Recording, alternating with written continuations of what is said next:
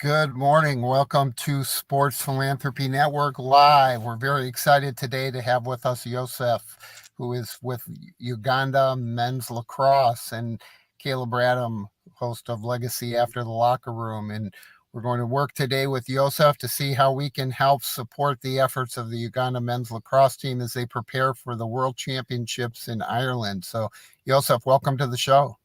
Thank you. Thank you for having me. So, Yosef, first question for you.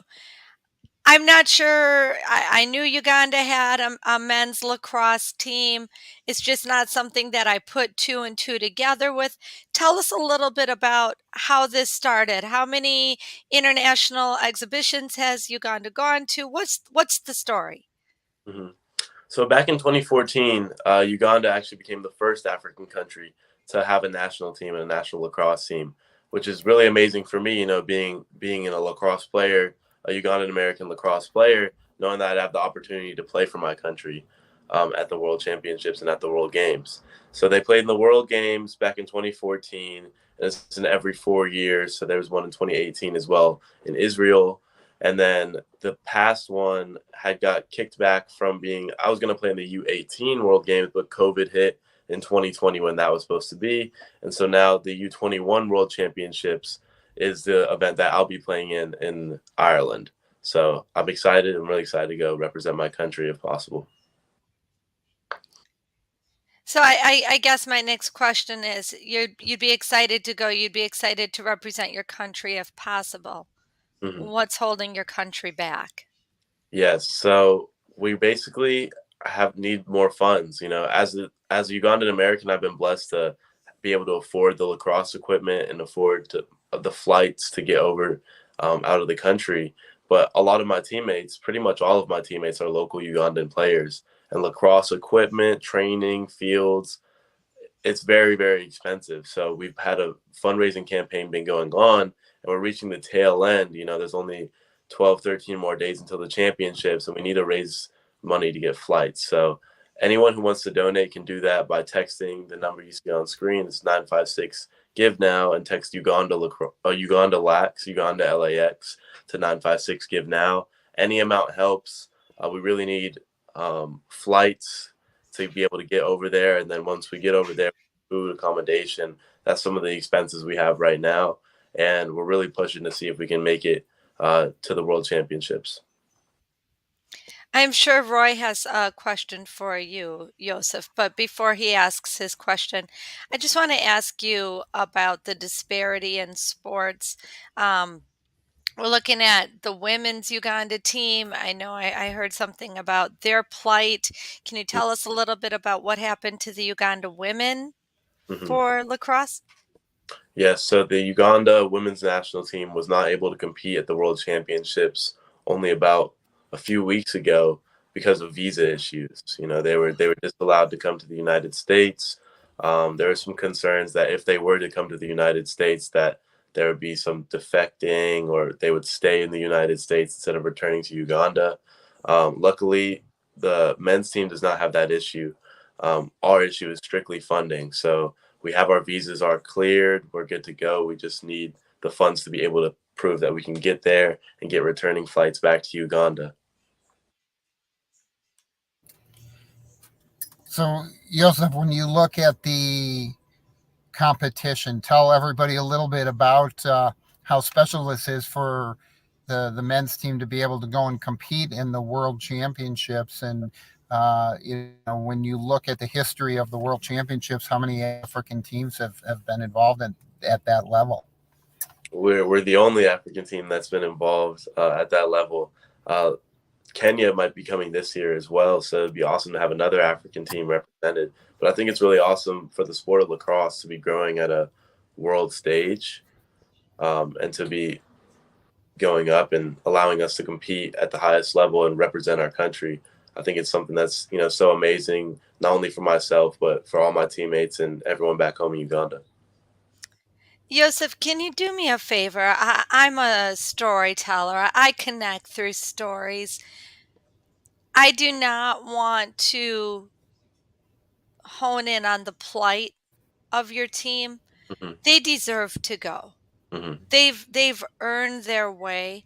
Yosef, tell us a little bit about the men who are competing. Yes, so the men who are competing have been training for years. Like I said before, we were actually supposed to play in the U18 World Championships before COVID hit, and we've been waiting years to get the opportunity to play now at the U21 World Championships, training. And a lot of, like I said, a lot of my teammates, they can't afford proper lacrosse equipment, but they still come to practice every day with a smile on their face, regardless if they have the right cleats or if they're coming in running shoes, that they wear the same shoes to work, or they're walking to practice and playing on dirt fields. It's still lacrosse. It's still the game that they love. And, getting that opportunity to play on a turf field, play against other countries, see that all the work that you've put in is really paid off, I think would just be so amazing to, see that smile on my teammates' faces that I've already seen every day. We've been on Zoom calls together, and they're so excited to meet me, and I'm so excited to meet them. So I really hope that, we can raise the money to get them over there. I think they deserve it. I know we deserve it. And, I really want to represent our country and represent our game. So, Yosef, one of the things that we are frequently talking about right now is DEI, right? And everything's about diversity, equity, and inclusion. I think that clearly comes into play when we're looking at an African lacrosse team. Can you speak to us a little bit about the DEI initiatives that are going on and what this could mean at a global level for representation?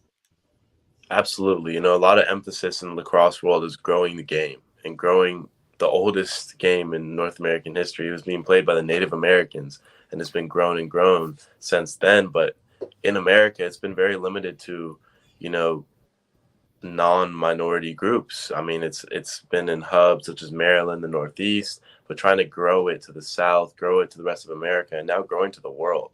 And I think there's no better place to do that than at the World Games, and there's no better team to represent diversity, equity, and inclusion than having the Uganda men's national team there. I mean, we were the first African country to create a team, but we need help. We need help. And first of all, I'd like to thank all the donors that have made it even possible to raise the money to get the equipment we have so far. We just need a little more help to cross the finish line, to get our flights, to actually be able to compete. Um, Unfortunately, we don't have the funds to pay for our own flights. Our players are our local Ugandan players, and I think that's one of the differences between our team and, say, Team USA or Team Canada. A lot of the players are able to pay for their own accommodations. However, with our organization, a lot of the emphasis is on raising money to allow our players to have equal opportunity, and I think that's the real difference, and that's where the DEI comes in.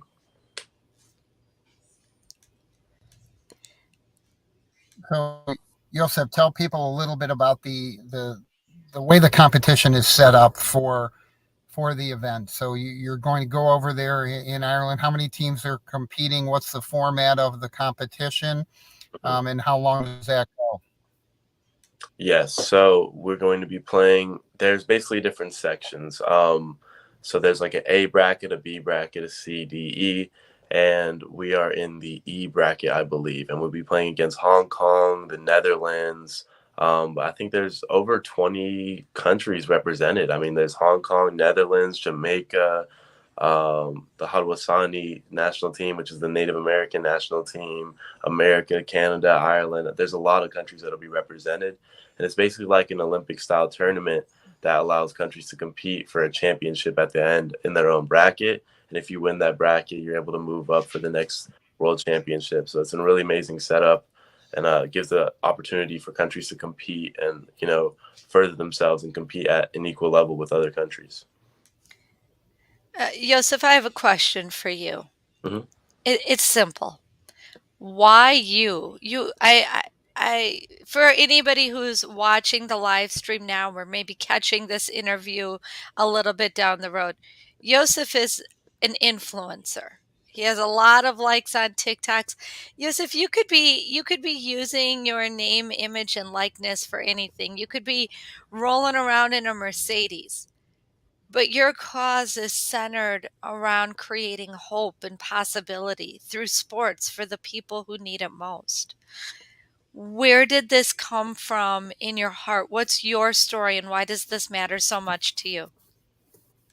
I think, just knowing I have that responsibility, I'm representing more than myself. I'm not the type of person that is there only for personal gain. Name, image, and likeness spark the opportunity to be able to do something bigger than just me. Using my name, image, and likeness to grow and help the Uganda men's national team wouldn't have been possible without the NIL rule changes. And as soon as I heard that I was able to help fund and raise money for the Uganda men's national team, that was my first priority. And I think, I'm really grateful to meet the people I've met. We met at the NIL summit in Atlanta. It's been an amazing relationship since then, and really getting to work on this NIL for Good campaign, as well as working with Vantage Sports as well to help, use my NIL the right way and use it in ways that are bigger than just getting a one-off check or cash deals. I think this is something that is more personal and more of a need that I have, is not cash. It's helping my team and helping my country and helping represent them. And Yosef, on my end, and I'll let Roy sort of finish this out, but on my end, my closing question for you. Mhm. I'm sure that there were questions that we should have asked that we forgot to ask, or things that you're just burning to share with the world, and we didn't set you up for those questions. Go ahead and take a minute or two to share your heart, share your wisdom, share your plea, the things that we didn't ask you that people need to know. This is your chance to just really let those flow from your heart. First off, I'd really like to express my deepest gratitude for everyone who's donated already to help support us. Even if we are not able to make the World Championships this summer, which would be horrible, all that money would be going towards the men's World Championships next year in 2023. And knowing that we'd be able to compete in San Diego next year would be amazing as well. I feel really bad for the women's national team that they weren't able to compete.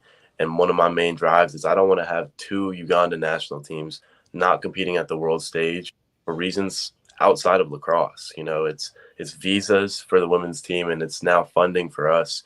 And I think, if you truly want to grow the game, and if you have it in your heart and have the money to be able to spare to help a national team, I think this is a very tangible way to grow the game. We need flights, we need food, we need helmets. It's things that directly help these players. And if you want to sponsor a player, you can do so through the website, in the link in my bio, my Instagram bio, which is at Yosef Ngowe, YosefNgowe. And if you have any money to give at all, please text Uganda Lax to 956 Give Now. And I really want to thank Sports Philanthropy Network for having me on. Well, Let's Yosef, thank you so much for joining us today. We really appreciate you taking the time and sharing your story. I know it's so important, as you said, when you qualify and you have the opportunity to go and play in that kind of world stage. Would hate to see a few dollars be the reason that the team can't go and participate, and would Yes. love to have everybody participate and support this effort. I know that we're going to put this up again. So text Uganda LAX to 956 Give Now, and let's help Yosef and the whole team get to Ireland for this championship, set the stage, and help prepare them for next year's championships in San Diego. I know it's an exciting time for Uganda lacrosse, and we want to do everything we can to facilitate that. Kayla? Thank you, Roy. So, folks, we're here today with Yosef Ngowe from the Uganda men's lacrosse team trying to get to Ireland, and you can make a difference. You can play your part. Here's what we need you to do. Go ahead and text Uganda LAX to 956 Give Now. Again, that's 956 Give Now. Text Uganda LAX. And here's the thing, folks. If you can donate 1,000, if you can donate $2,500 and cover the flights or sponsor a player, that's great. But if today you're willing to give up your cup of coffee, or you're willing to give up your little donut on the way to work so that you can create hope and possibility for another person to live their dreams and see their dreams come true, then this is your chance. Give that $5 or whatever it is that you have to give by texting Uganda LAX to 956 Give Now.